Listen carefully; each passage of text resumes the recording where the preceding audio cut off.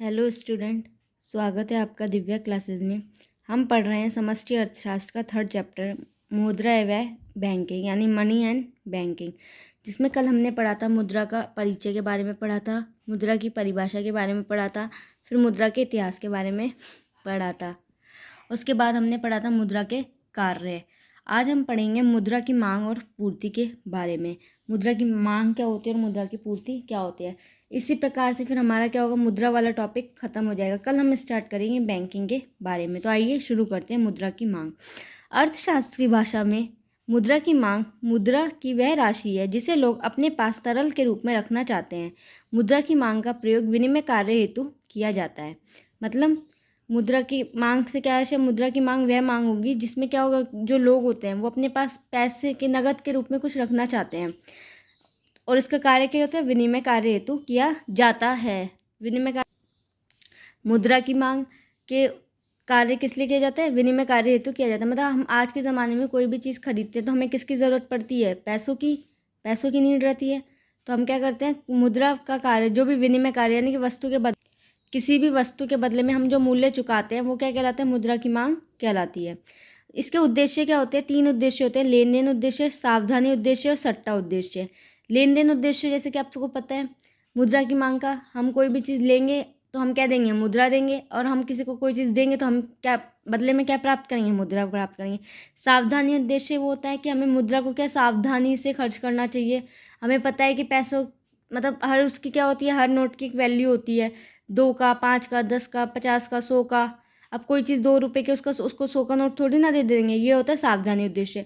फिर आते हैं सट्टा उद्देश्य। सट्टा उद्देश्य वह उद्देश्य होता है जिसमें मुद्रा की मांग क्या होती है, सबसे ज़्यादा होती है। कैसे होती है, जितना ज़्यादा तुम सट्टा खेलोगे उतने ज़्यादा तुम्हारे क्या लगेंगे, पैसा लगाओगे, तो वो सट्टा उद्देश्य के लिए वो माना जाता है। अब बात करते हैं मुद्रा की पूर्ति की। मुद्रा की पूर्ति की को 4 श्रेणियों में विभाजित किया गया है, M1, M2, M3, M4। जैसे मुद्रा की मांग पड़ी थी, ऐसे क्या मुद्रा की पूर्ति है।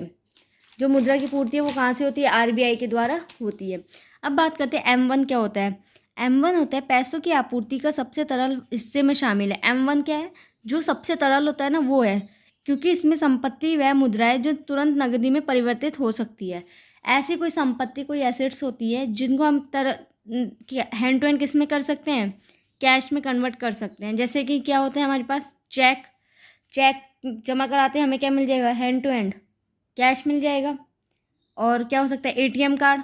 और कोई ऐसी संपत्ति, कोई जैसे बिल्डिंग वगैरह होगी, बेच दिया तो हैंड टू हैंड क्या मिल गए, कैश मिल गया। अब बात करते हैं M2। इसमें M1 के साथ साथ नकद और चेक जमा में पैसे की जो बचत जमा को संदर्भित करता है, इसे म्यूचुअल फंड में शामिल करते हैं। मतलब इसमें M1 में जो आएंगे उसमें उसके अलावा और क्या होंगे, और किस किस में उसे म्यूचुअल फंड कर सकते हैं, शामिल कर लिया, म्यूचुअल फंड में को कैश में चेंज कर लिया। फिर आता है M3।